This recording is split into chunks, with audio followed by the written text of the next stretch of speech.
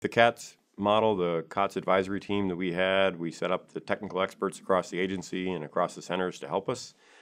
In most cases, they were individuals or people or small organizations across the center, at the various centers. In a lot of ways, I think it was key to our success. We were able to bring in and utilize vast years, decades of experience and people, and bring them in isolated instances where they could come in and look at a design and give comments and input, or in some cases provide testing services or whatever we might have needed. And in my mind, it's a model that in a lot of ways is in fact already in work across the agency now, and through the NESC or our tech authority pieces that is being utilized for even Orion and other places. We have system managers in those for those programs for the traditional NASA programs, but they rely on and they leverage technical capabilities that reach into the centers themselves. And I think in many ways it mirrors the approach, if not the nomenclature and the terminology that we used.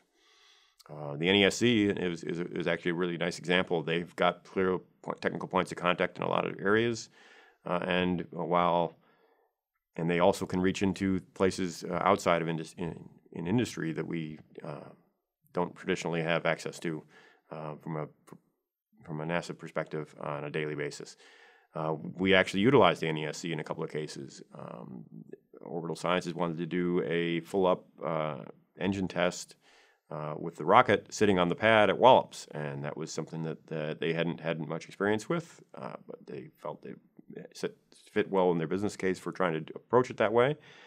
NASA had experience doing early shuttle orbiter tests on the pad at the Cape, so we reached over into the NESC and they pulled in experts from across the agency and really helped us in a way by pulling in people that I was not familiar with, and expertise in ground processing and how you build up the pad and how all this stuff comes together and how the impact of running a full-up rocket engine testing on the pad, how that would be impacted and whether the safety and wiseness of that activity was. So we were able to utilize outside of our CAT team, where I was more aligned with looking at the vehicle designs and for the spacecraft or the rocket. We were now able to tap into huge amounts of infrastructure and expertise on the infrastructure of running and operating a pad,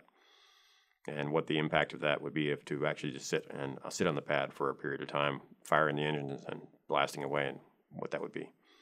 So the NESC actually offers an interesting corollary or parallel to what our CATS team was all about. Each of the companies had their own strengths, and consequently they had different needs in what sort of supports that they needed. I know we did, on the SpaceX side, we did a lot of comm analysis, because that wasn't necessarily, I think, an area that they were at that point strong. They may be now, I have no idea. On the orbital side, we certainly had a lot of folks looking at the rocket design. That was an area that the Orbital Sciences was traditionally, they had been working with solids and it didn't have as much experience working with liquid engines. So we did offer them some assistance in that. They got into the engine designs and into using the engines, and found that they had material problems because they were 40-year-old engines. So we were able to tap into Marshall and help come up with some screening techniques to figure out how to screen out some of the material problems that they had with some of the engines. So it really got into the needs of the companies and the needs of the designs and their individual situations. There was obviously a huge amounts of capability out in industry.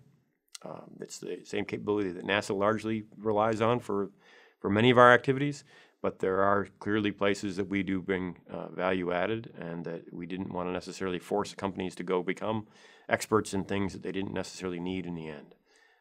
So we could offer assistance in that kind of realm. But when we would reach out and get to individuals at the various centers, that's where we would see people get really excited about what we're trying to do. because they would have the opportunity to go work with the companies and have real meaningful input into the designs. The companies were anxious for our help. They were anxious to hear what our thoughts were on on the designs. They were anxious to get our expertise and, in some cases, utilize our test capabilities. I know on the SpaceX side, they did testing on some power system pieces at Glenn. On the orbital side, we did testing out of White Sands. We did a number of different things in a lot of different centers. And in general, while we were offering very small FTE and small dollars, the meaningfulness of the work was very important to an individual and very important to the people that got involved. I could honestly say that I had better engagement or had a meaningful input on the designs of orbital sciences as I've ever had on any other job that I'd ever had, and that the subsystem guys, when they got involved and they saw that the ability to impact these designs in meaningful manner and provide real concrete inputs that ultimately moved NASA forward and the companies forward, that was very attractive to the company, on people on an individual basis.